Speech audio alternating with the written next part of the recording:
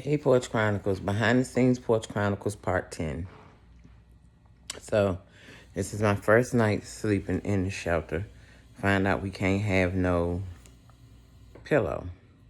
So I'm like, how am I going to sleep? Because I need a pillow under my legs and under my head. Under my legs is because my knees are messed up and the arthritis hurts real bad if I don't elevate my legs at night. So I let the lady know that. So she was real nice and she gave me 2 blankets so I could take one, fold it up, put it under my legs. So I had a couple of hospital blankets that the nurse had told me to take. So I had like 4. And I brought 2 in there in my bags. So I took those and folded them up, and those was my pillow. I put the one that the lady gave me, the extra blanket, and put it under my legs, and that was my under my leg pillow. So mind you, now I had to have a bottom bunk because we're in bunk beds. These bunk beds was so low. Oh my God, the bunk beds was low. Now y'all know I'm disabled. I got bad knees, so I have to push or pull up. Girl, I made my bed, put my stuff up on the bed because the bunk beds aren't small. They're not small. They're good size, so you can actually lay in the bed and put if you have a couple bags behind you on the wall. So I put my bags on the wall and got in the bed. Now, I didn't realize it was that low till I got in. I was like, oh, Lord, I don't know how I'm going to get up to use the bathroom in the middle of the night. Because, baby, it was low. You hear me? So I said, well, I got to do what I got to do. I slept fine, to be honest with you. I mean, I had been on 2 people's couches for 2 nights. At least I knew as long as I checked in every day here, I would be fine by 5. So I was like, shit, I don't be out here in the streets no way. Most thing I do is go to the gym in the evening time. So, day to night. I said, well, in the morning, I'll get up and go on Maryland's side and get a shower or whatever. Because like I said, I was still trying to fill the place out. I wasn't trying to take no shower. I wasn't ready for all that. Even though when I take a shower in a public place, I have a swim pool, a swim pillow.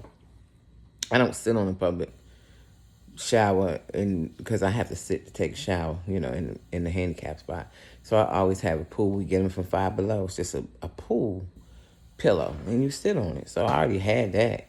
So I was like, well, I'll just go to the gym, take a shower, and start taking care of stuff on Maryland's side because I had to get my lights cut off, go to the mailbox, change my address and stuff like that. Now, mind you, I checked into the shelter on a Sunday. When I came back on Monday, when I came back from going on Maryland's side and taking a shower, I asked them, could I do my homework? I said, look, I'm in school. I'm still in school. I did drop one class because my one class was so hard I was going to need a tutor. And I was like, I ain't going to be able to get a tutor and be living right here and blah, blah, blah. So I dropped one class for the semester. I'll take it next semester. And I kept the other one. So I let the staff know. I said, excuse me, is there any way I can do my homework that's got some quiet? Because you don't have no quiet space in the shelter. And she was like, you in school? I said, yes, ma'am. I'm in school full time, blah, blah, blah. I let her know. She was like, yeah, I can let you go into the conference room upstairs. And I'm like, thank you. I appreciate it. So she has to go upstairs with me because it has a code on the door for her to open the door for me. So she lets me in. I put my bags in. I open up everything, and I start doing my homework. Plug up my MacBook, whatever, blah, blah, blah. So I'm in there doing a test.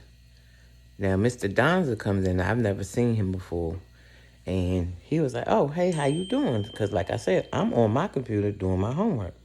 And I said, oh, I'm fine. He was like, what's your name? I said, Karen Holloway. And I shook his hand. So he was like, he was like, I didn't know we had new people here. I said, yeah. He was like, when did you start? I said, when did I start? He said, yeah, I didn't know we had any new staff. I said, I'm not staff. I live here. And he was like, excuse me? Now, I look like I look. Now, everybody don't look like this in the shelter. They don't, some people really keep themselves up. But I'm extra. I got the butterflies, I'm extra. So he said, "You live here?" And I said, "Yeah, I live here." "When you get here?" I said, "Yesterday." He said, tell me some more about yourself and why you here." And I said, "Okay." So I said, "I got evicted, blah, blah, blah. I'm from Maryland. Um, I didn't get my unemployment." I said, he was like, and then he was like, "So why did you come to the shelter?" I said, "Well, it was my choice to come because I didn't want to tell anybody in my family because I need to do this my way." And he was like, "Okay, I respect that. A lot of people do it for that because they want to, they got a game plan and they need to figure it out." So I said, "Yeah, that's why I'm here." I said, "But it's not because my family is not a decent family." And he was like, "I can already tell that." And I said, "Really?" He was like, "So," and he was just like, "Well, just tell me more about yourself." And I said, "Okay." So he was like, "Well, let me ask you a question." I said, "Yeah." Now, he's a man of God. And he says to me, he was like, "Can you speak to the women tomorrow at the shelter?" I said, "Huh?" Now, mind you, the day I didn't, he was just like, I said, "You want me to speak to him?" And he was like, "Yeah."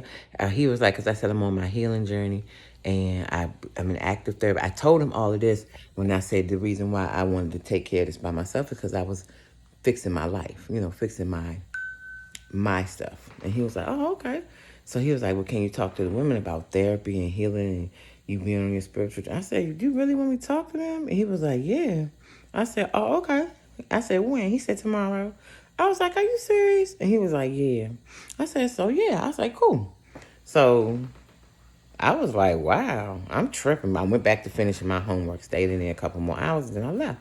So the next day, he was like, "We're going to do it at 2 o'clock, blah, blah, blah." And I was like, "Okay."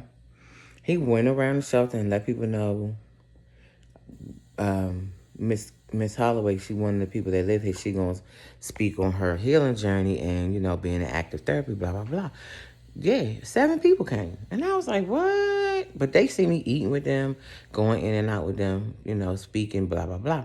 So we get in there and I tell them the truth. I said, "Look, I feel my feelings now. I've never, I'm in active healing. If I start speaking about things and I get emotional, it's not a big thing. Please don't get upset. But I feel what I feel now." And it was, I was just basically telling about myself, where I came from, what had happened to me, and blah, blah, blah. And I did cry. And I was cool with it because that was the first time I talked about it. Now, that's part 10 of Behind the Scenes Porch Chronicles. I'm not going to keep them long. I do love you, Porch Chronicles. Have a good day.